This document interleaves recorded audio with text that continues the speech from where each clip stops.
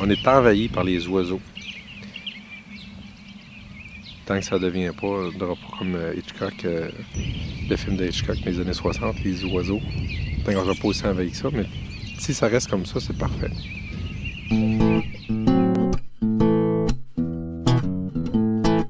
Saint-Casimir, c'est un village de 2000 habitants, entre Trois-Rivières du côté ouest et Québec du côté est.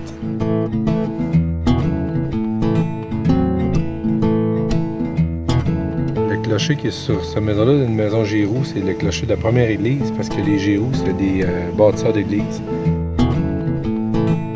C'est la rivière Noire qui vient rejoindre la rivière Blanche. On appelle ça la pointe à Grimard. Quand j'étais jeune, on venait pêcher, là.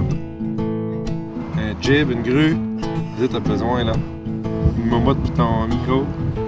Je m'appelle Léo Denis Carpentier. Je suis natif de Saint-Casimir de Portneuf. Moi, c'est une vingtaine d'années que je travaille en cinéma, comme machiniste caméra. Là, on est dans la boîte à compost. Ça, c'est une boîte qui était faite avec tout du bois qui vient d'un film qui s'appelle Highlander 3, sur lequel j'ai travaillé il y a quand même une dizaine d'années. Puis les décors, ben j'étais ça, fait que moi j'ai récupéré plein de bois. Fait que vous voyez, ça sert encore 10 ans plus tard à faire le compost. La boîte à compost. La Terre s'est faite polluer par l'humain depuis les 50 dernières années, les 100 dernières années, comme ça n'a jamais été pollué avant.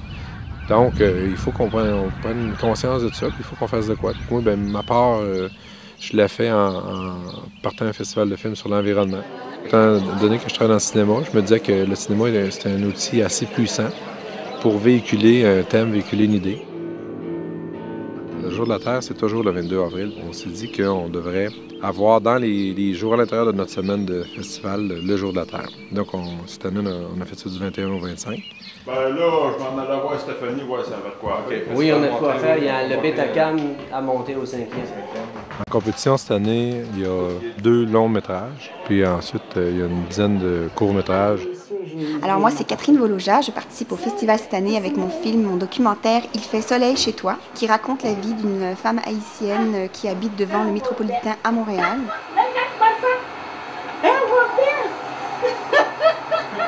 C'est charmant comme village, c'est tellement beau. J'ai fait une petite marche tantôt, là. Puis très chaleureux. Dès que je suis arrivée, l'accueil, les gens très souriants. Puis j'ai l'impression que c'est un événement qui rassemble beaucoup les gens. C'est très chaleureux. Le festival, c'est un festival convivial. Moi, je veux que ça reste bien simple, je veux que ça reste très accessible. Donc, on a laissé ça vraiment ouvert comme thème. Autant que ça peut être un film choc sur, là, je pense à Bacon, le film, sur la production porcine au Québec. Autant que ça peut être un film plus social ou tout simplement une idée, un concept, qui peut être bien court, mais qui a quand même un certain impact.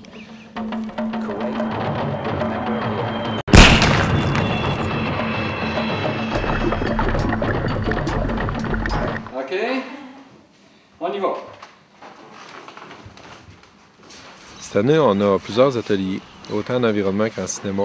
Si on parle d'environnement, on a le vermicompostage, qui est un atelier où tu peux faire de ton compost chez toi avec des verres. On a Je te vois dans l'eau, c'est un atelier de jeux de rôle. Pas juste moi, là, vous me tombez dans la face, juste à moi. Non, je la rivière, il y a non, un mais courant, il y a un courant de la rivière. La rivière, c'est pas romaine. Ouais, mais c'est parce que Il y a des gens là-bas qui jettent de quoi, puis ça se ramasse juste là. Ensuite, on a des ateliers en cinéma. On a un atelier de montage vidéo. En fait, c'est qu'on fait un masque qui va devenir noir et blanc. Tout ce qui est noir va disparaître, tout ce qui est blanc va rester. On a un atelier de manipulation de caméra, différents formats de caméra. Color bar, puis c'est un color bar en noir et blanc qu'il y a là-dedans. Martin Frigo. Ici. OK. En 2004, on se rend compte que ces grosses compagnies-là se crissent carrément du monde, puis contaminent l'environnement, puis jettent le monde dans les vidanges comme du bétail, ça n'a pas de crise de bon sens. Donc le film, c'était pour dénoncer ça. Essentiellement, on voulait savoir c'était quoi l'impact de la fermeture de la Noranda sur la population à Murdochville. L'idée générale, c'était ça. L'idée initiale, c'était ça. Puis rendu là-bas, on s'est aperçu qu'il y avait des gens aux prises avec une maladie industrielle qui s'appelle la béryliose, qui est une maladie respiratoire dégénérative. T'avais de la misère à voir ton prochain. Ça te prenait quasiment un rayon laser pour essayer de le trouver, avant que la poussière monte là-dedans. C'est ce qu'ils nous ont donné. Ils nous ont donné un respirateur. Dire, ben, puis les respirateurs n'étaient même pas efficaces. Ils n'étaient pas efficaces, mais c'était pas grave. C'est d'abord qu'ils le donnaient, tu sais. C'était juste les autres questions de spotter eux. OK, alors là, on est rendu au bar chez Baudouin. C'est la soirée Kino, donc on a des kinoïtes qui depuis 2 jours tournent des petits films à Saint-Casimir dans le cadre du festival. Et c'est le premier Kino Cabaret Port-Neuf. Je m'appelle Martine, je fais partie du Kino Cabaret.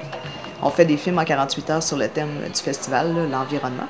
Bon, ça se passe ici à Saint-Casimir. Mon père est né ici, ma tante habite l'autre bord de la rue. Avec un festival comme ça, ben, ça dynamise. Quand on fait les soirées de projection au bar du coin, il y a plein de jeunes, puis après, les gens viennent nous parler, nous demandent ce qu'on fait, puis ça crée comme un intérêt super trippant. Que ça soit sur l'environnement aussi, c'est super le fun, parce que c'est une thématique dont on ne parlera jamais assez. Alors aujourd'hui, ce qu'on fait, c'est un vidéoclip du Céleri, donc qui est cette star de la musique dance, qui reprend un peu les principes des codes FPS. Donc, tu es beau, tu es bon, tu es fin, tu es le meilleur. Allez, le jeune, t'es beau, t'es bon, t'es fin. Oui, c'est toi le meilleur. Tu as des gros muscles, tu as quelques poils au menton, mais la barbe viendra. Allez, le jeune, tu peux le faire. C'est ta vie, le jeune. Allez, le jeune, t'es beau, t'es bon, t'es fin. Oui, c'est toi. Moi, en fait, je trouve ça très bien qu'il y ait un festival sur l'environnement, surtout en région, parce que les gens sont aussi concernés ici qu'ailleurs. C'est pas parce que c'est beau, c'est pas parce qu'on est dans la campagne que l'environnement, c'est pas un problème. Puis c'est le fun qu'il y ait une sorte de communauté d'intérêt, des gens de toutes sortes de milieux qui viennent ici pour discuter de la question, réfléchir sur la question ou bien créer sur la question. Alors, le Grand Prix du jury va à Les voleurs d'eau de Sébastien Elias. Savez-vous, je peux trouver On en regarde un petit extrait. de l'eau! Tout le monde cherche de l'eau. Tony, donne-y de l'eau! Tabarnak, il nous en reste même pas moitié dans la cruche. On n'est pas pour en donner à n'importe qui.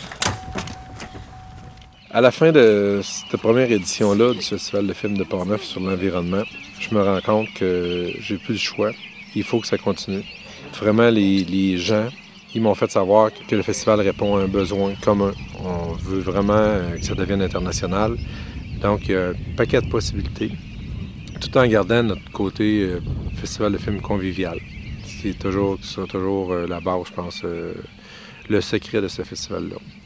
C'est important. Si un jour c'est plus ça, j'aurais passé à côté. Je vais prendre ma retraite.